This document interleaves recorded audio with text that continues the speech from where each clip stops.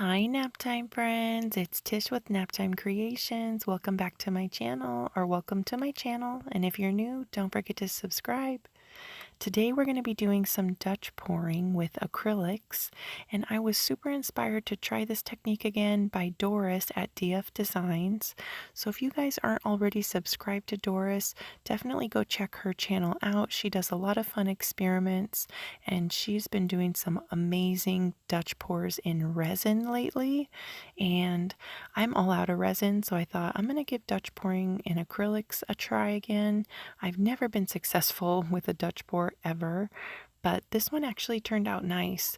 So it took me a little while to get to that point, but I actually learned a lot from this piece. So definitely stick around and see what I can come up with. So my canvas here is just 11 by 14, and my white paint I had there is just Artist Loft Flow Acrylic mixed 1-to-1 with floetrol. And I just poured that on my canvas here, as you can see, and I'm tilting it to make a nice even coat of the white paint. And this video is also part of a group collaboration. It's a Facebook group called Fluid Artist Collective. So if you guys are in that Facebook group, come on over and check it out and come join. There's going to be a lot of amazing artists that are participating in this collab, and all of their videos will be linked below. So be sure to check them out and subscribe.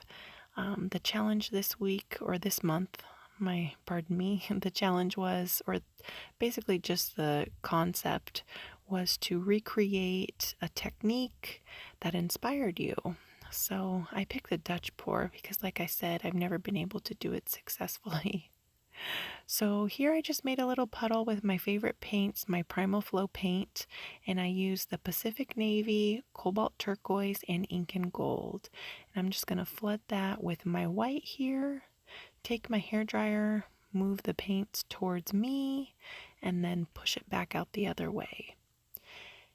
And as you can see, this is not looking very good. I was like, what in the heck is going on? Because I know my paints weren't too thick. That's been my problem in the past. But look in the bottom left corner there. Do you see that little section of cells and lacing? So I think it's my hairdryer that's the problem. Actually, I know it's my hairdryer that's the problem. It's not strong enough.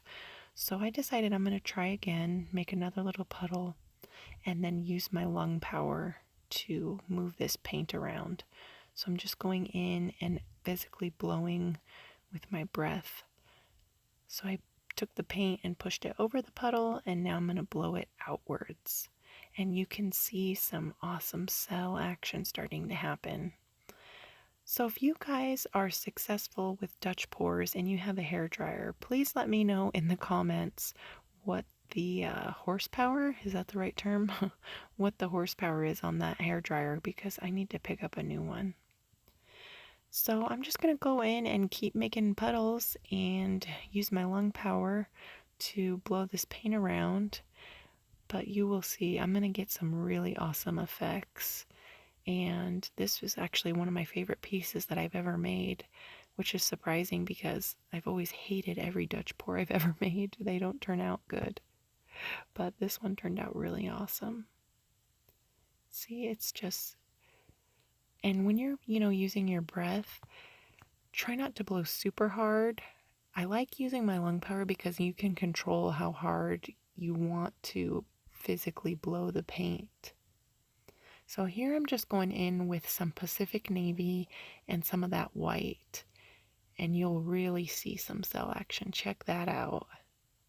Isn't that cool? I was like, whoa, we got to go in for a close-up and check that out. Look at how awesome that turned out. So from here on out, I'm going to just be doing Pacific Navy and white and trying to just basically make little flower shapes.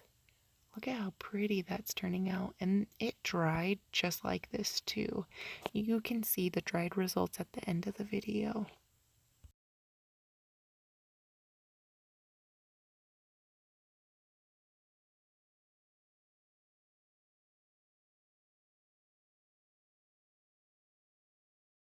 So I decided to make another little puddle right here of my Pacific Navy and that Artist Love Flow acrylic mixed with floetrol.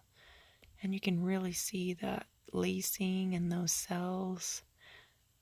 So, what I figured out is basically the Pacific Navy is not very dense because it's a dark color in the first place. The dark colors are not as dense, and the white is super dense. So that's what's giving you all of the lacing and cells on there. And I actually got a little section of dendrites too, which was interesting. So I'm going to explore with that a little bit more too. You can see in the dried results, I'll show you what section got little dendrites. It was so fun to just watch the cells develop on this one. So I definitely got lightheaded on this. I was like, oh my gosh, I'm having to use way too much lung power. So please let me know what brand hairdryer you guys use if you are successful with the Dutch pours, and where you picked it up too, if you remember. Mine's like a Conair, I think. It's just old, so it's ready to retire.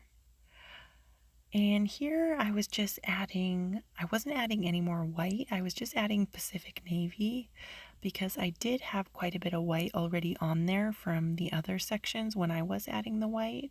So I was just adding a little bit of the Pacific Navy and then blowing the white that was already on the canvas over the Pacific Navy because I didn't want to add too much paint because I didn't want to have problems with it drying, cracking. You can see my daughter helping me. She's trying to use those tweezers and pick up something off the table. Had my little helper. So I'm just going to take my finger and touch up any edges, and I will bring you guys in for a close-up. Check it out. It's got some really fun sections. It's got that ink and gold popping up through there, which I was surprised it showed up because I only really used it on the first two puddles, but it's really nice and metallic. And here's that section with the dendrites. Can you see it's kind of like dendriting out into the white a little bit? And it dried just like this. I'll show you guys the dried results in just a few seconds. But I like to show my paintings wet and dry so you can get a good idea of if anything changed or not. And here it is all dry. Check it out. See that gold? That's the ink and gold. It's beautiful and metallic. It's really, really pretty. And all the sections of cells and lacing stayed put. They didn't move around or go anywhere, which was awesome. I was excited to see that. So I'm definitely going to be doing some more Dutch pouring. I hope you guys liked this video. If you did, go ahead and leave me a like. And be sure to check out the other artists that are joining in on the collaboration. Their videos will be linked below in the description. And check out Doris too and tell her Tish said hi. Hope you guys are all having a great weekend and you guys are all having a great day as well. And thank you guys again for watching this video. Oh, and if you want to try some of the Primal Flow paint, I will link all that information down below as well. And you can use code NAPTIME in all caps for a discount. See you guys later. Thanks, guys. Bye.